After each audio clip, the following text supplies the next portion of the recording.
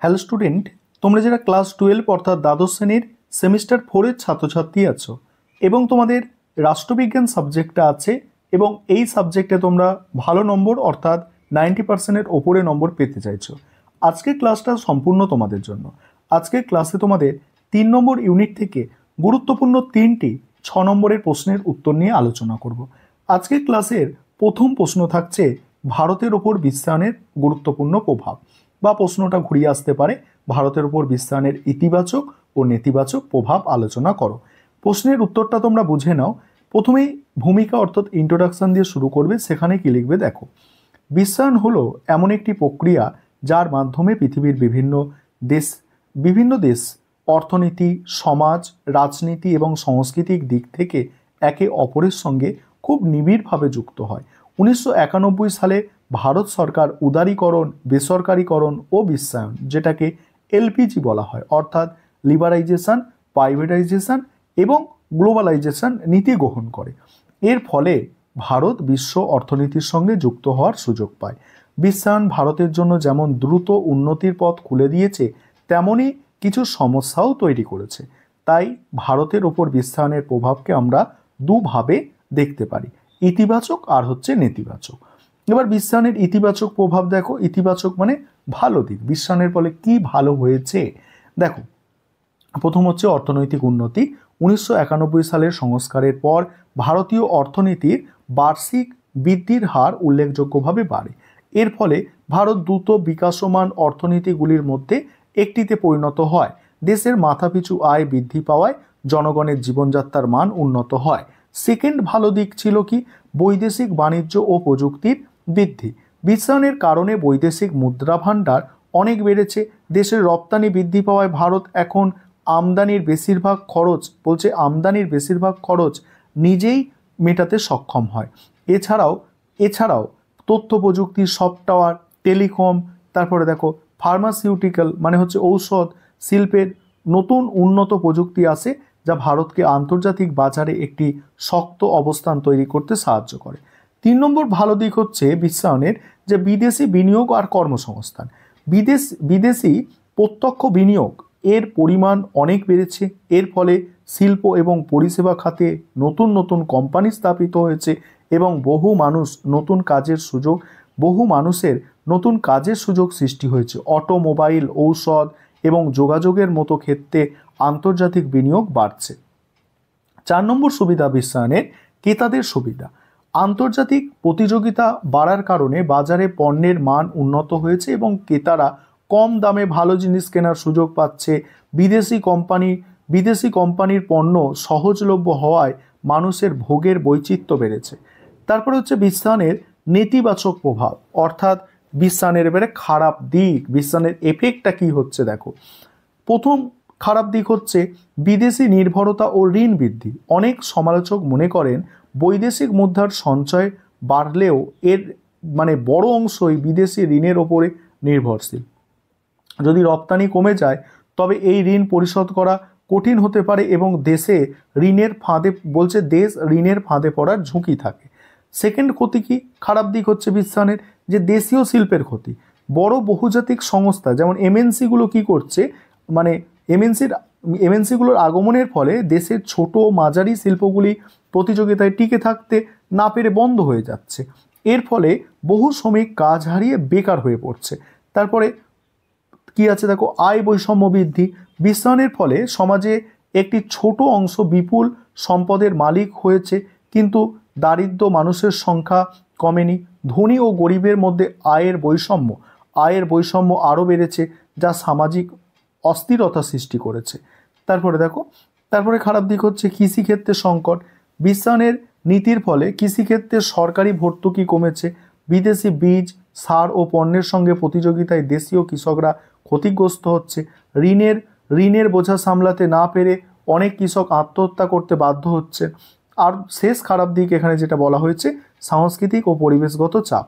পশ্চিমী সংস্কৃতির প্রভাবে স্থানীয় সংস্কৃতি ও মূল্যবোধের ওপর চাপ সৃষ্টি হয়েছে। এছাড়াও পরিবেশ দূষণ ও প্রাকৃতিক সম্পদ অতিরিক্ত ব্যবহারের মতো সমস্যাও বৃদ্ধি পেয়েছে। তারপর হচ্ছে দেখো উপসংহারে কি বলা হচ্ছে দেখো, বিশ্বায়ন ভারতের জন্য উন্নত আধুনিকতার পথ খুলে দিলেও এর সঙ্গে বৈষম্য, এবার বিদেশি নির্ভরতা এবং কৃষিক্ষেত্রের সংকটের মতো বড় চ্যালেঞ্জগুলো নিয়ে এসেছে। ভবিষ্যতে ভারতকে এমন ভারসাম্যপূর্ণ নীতি গ্রহণ করতে হবে যাতে অর্থনৈতিক উন্নতির পাশাপাশি সমাজে দুর্বল মানুষের সামাজিক ন্যায় বিচার ও দেশের আত্মনির্ভরতা বজায় থাকে। এবার বিশ্বায়নের 5টি বৈশিষ্ট্য, পরের প্রশ্ন, এই প্রশ্নের উত্তর নিয়ে আলোচনা করব। তার আগে যে বিষয়টা তোমাদের বলার আছে, তোমাদের জন্য অনলাইন কোচিং ক্লাস চলছে। তোমরা যদি কেউ পেড ব্যাচে অ্যাডমিশন নিতে ইচ্ছুক থাকো বা স্টাডি মেটেরিয়াল পারচেস করতে চাও, তার নিচে দেওয়া নম্বরে যোগাযোগ করতে পারো। এবার দেখো এখানে বিশ্বায়নের যে বৈশিষ্ট্য আছে সেখানে ভূমিকা কি বলা হচ্ছে। দেখো প্রথমে ইন্ট্রোডাকশন। বিশ্বায়ন হলো এমন একটি চলমান প্রক্রিয়া যার মাধ্যমে বিশ্বের বিভিন্ন দেশ, সমাজ এবং সাংস্কৃতিক, অর্থনৈতিক, রাজনৈতিক, দেখো সমাজ এবং দেখো দেশ ও সমাজ এবং সাংস্কৃতিক, অর্থনৈতিক, রাজনৈতিক ও সাংস্কৃতিক অবদানের আদান প্রদানের ফলে আগের চেয়ে অনেক বেশি সংযুক্ত হচ্ছে। আর এটি বিভিন্ন দেশের মধ্যে অন্তর্নির্ভরশীলতা এবং সমন্বয় বৃদ্ধি করেছে। এবং বিশ্বায়নের প্রধান বৈশিষ্ট্যগুলি হলো, এখানে দেখো প্রথম যে বৈশিষ্ট্য আছে, দেখো দক্ষতার বিপ্লব। বিশ্বায়নের একটি প্রধান দিক হলো উৎপাদন এবং পরিচালনার ক্ষেত্রে অভূতপূর্ব দক্ষতা বৃদ্ধি। আন্তর্জাতিক বাণিজ্যের নীতির কারণে প্রতিটি দেশ বা সংস্থা তাদের সবচেয়ে ভালো কাজটি করতে, অর্থাৎ তুলনামূলকভাবে সুবিধা অনুযায়ী বিশেষীকরণ করতে পারে। এর ফলে উৎপাদন খরচ কমে এবং পণ্যের গুণমান বাড়ে। উন্নত প্রযুক্তির ব্যবহার এবং বৈষয়িক সরবরাহ শৃঙ্খলা তৈরি হওয়ায় বিশ্ব অর্থনীতি আরও দ্রুত ও কার্যকারী হয়েছে। সেকেন্ড হচ্ছে যোগাযোগের ক্ষেত্রে বিপ্লব। আধুনিক যোগাযোগ প্রযুক্তি উন্নতি বিশ্বায়নকে সম্ভব করে তুলেছে। ইন্টারনেট, মোবাইল ফোন এবং স্যাটেলাইট প্রযুক্তির কারণে এখন বিশ্বের যে কোনো প্রান্তের মানুষের সঙ্গে তাৎক্ষণিক যোগাযোগ সম্ভব। এই বিপ্লব কেবল ব্যক্তিগত নয়, আন্তর্জাতিক ব্যবসা, তারপরে শাসন প্রক্রিয়া, সাংস্কৃতিক আদান প্রদানের জন্য খুব দরকারি। দ্রুত তথ্যের আদান প্রদান বিশ্বজুড়ে লেনদেনকে সহজ করেছে এবং মানুষের মধ্যে সংস্কৃতির বিনিময় বাড়িয়েছে। তারপর হচ্ছে দেখো সংগঠনগত বিপ্লব। বিশ্বায়ন বহুজাতিক কর্পোরেশন এবং আন্তর্জাতিক সংস্থাগুলির উত্থান ঘটিয়েছে। আর এই বড় কোম্পানিগুলো তাদের কাজ বিশ্বের বিভিন্ন দেশে ছড়িয়ে দেয়। ফলে একটি দেশের অর্থনীতি খুব সহজেই বিশ্ব অর্থনীতির সঙ্গে জড়িয়ে যায়। আর এই পরিবর্তন আর্থিক সংহতি বাড়ায় এবং উৎপাদনের নতুন পদ্ধতি তৈরি করে। আর এটি আন্তর্জাতিক আইন ও বাণিজ্যের কাঠামোকেও প্রভাবিত করেছে। তারপর দেখো সচলতার বিপ্লব। পরের পয়েন্ট, বিশ্বায়ন মানুষ, পণ্য, পুঁজি এর সচলতার অনেক বাড়িয়ে দিয়েছে। উদার বাণিজ্যের নীতি পণ্য চলাচলের বাধা কমিয়েছে। ফলে আন্তর্জাতিক বাণিজ্য বেড়েছে। একই সঙ্গে ভালো পরিবহন ব্যবস্থা এবং দেখো ভিসার নিয়ম সহজ হওয়ায় মানুষ এক দেশ থেকে অন্য দেশে যাওয়া সহজ হয়েছে, যা শ্রমের স্থানান্তর, পর্যটন বাড়িয়েছে। পুঁজির চলাচল বিশ্বব্যাপী বিনিয়োগের সুযোগ সৃষ্টি করেছে। তারপরে আছে দেখো পরের পয়েন্ট, বহুত্ববাদী কর্তৃত্ব। বিশ্বায়নের ফলে ক্ষমতা কেবল রাষ্ট্রের হাতেই সীমাবদ্ধ নেই। এটি এমন একটি বৈশিষ্ট্য যেখানে ক্ষমতার নিয়ন্ত্রণ রাষ্ট্র ছাড়া অন্যান্য অরাষ্ট্রীয় অভিনেতাদের, যেমন বহুজাতিক কর্পোরেশন, আন্তর্জাতিক সংস্থা এবং আন্তর্জাতিক বেসরকারি সংস্থাগুলির হাতেও চলে যায়। আর এই প্রতিষ্ঠানগুলি বিভিন্ন দেশের রাজনীতি, অর্থনীতি এবং সামাজিক নীতিতে গুরুত্বপূর্ণ ভূমিকা রাখে, যা আন্তর্জাতিক সম্পর্কে ক্ষমতার বিকেন্দ্রীকরণকে নির্দেশ করে। তারপর উপসংহার, বিশ্বায়ন একটি চলমান এবং বহুমাত্রিক প্রক্রিয়া। এর প্রধান বৈশিষ্ট্যগুলি বিশ্বকে একটি অন্তঃসংযুক্ত গ্লোবাল ভিলেজে পরিণত করেছে। আর এটি অর্থনৈতিক সমৃদ্ধি, সাংস্কৃতিক বৈচিত্র্য বাড়ালেও এর ফলস্বরূপ সৃষ্ট বৈষম্য, স্থানীয় সংস্কৃতির ওপর চাপ মোকাবিলা করা নীতি নির্ধারকদের জন্য বড় চ্যালেঞ্জ। এবার পরের যে প্রশ্ন, বিশ্বায়ন কিভাবে জাতীয় সার্বভৌমত্বকে চ্যালেঞ্জ করে, এটা একটা মোস্ট ইম্পর্টেন্ট প্রশ্ন। এতে কিভাবে অ্যান্সারটা গুছিয়ে লিখবে, দেখো ভূমিকা। প্রথমে, জাতীয় সার্বভৌমত্ব হলো একটি রাষ্ট্রের অভ্যন্তরীণ এবং বাইরের সব বিষয় চূড়ান্ত, অবিভাজ্য এবং স্বাধীন ক্ষমতা। আর এটি আধুনিক রাষ্ট্রের মূল ভিত্তি। কিন্তু বর্তমান সময়ে বিশ্বায়ন নামক আন্তঃনির্ভরশীলতার প্রক্রিয়াটি অর্থনৈতিক, রাজনৈতিক, প্রযুক্তিগত দিক থেকে এই সার্বভৌমত্বের ধারণাকে বিভিন্নভাবে চ্যালেঞ্জের মুখে ফেলেছে। বিশ্বায়নের কারণে রাষ্ট্র তার নিজের ভূখণ্ডের ওপরে সম্পূর্ণ নিয়ন্ত্রণ বজায় রাখার ক্ষেত্রে মানে অক্ষম হয়েছে, অনেক ক্ষেত্রেই এখন অক্ষম হয়ে গিয়েছে।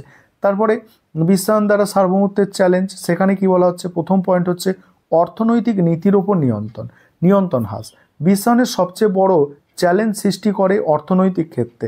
বহুজাতিক কর্পোরেশন এবং আন্তর্জাতিক আর্থিক প্রতিষ্ঠানগুলি তাদের বিনিয়োগ ও নীতিমালার মাধ্যমে বিভিন্ন দেশের অভ্যন্তরীণ অর্থনৈতিক সিদ্ধান্তে প্রভাব ফেলেছে। অনেক সময় রাষ্ট্রকে তাদের স্বার্থ অনুযায়ী শুল্ক, ভর্তুকি বা বাণিজ্য নীতির পরিবর্তন করতে বাধ্য করা হয়।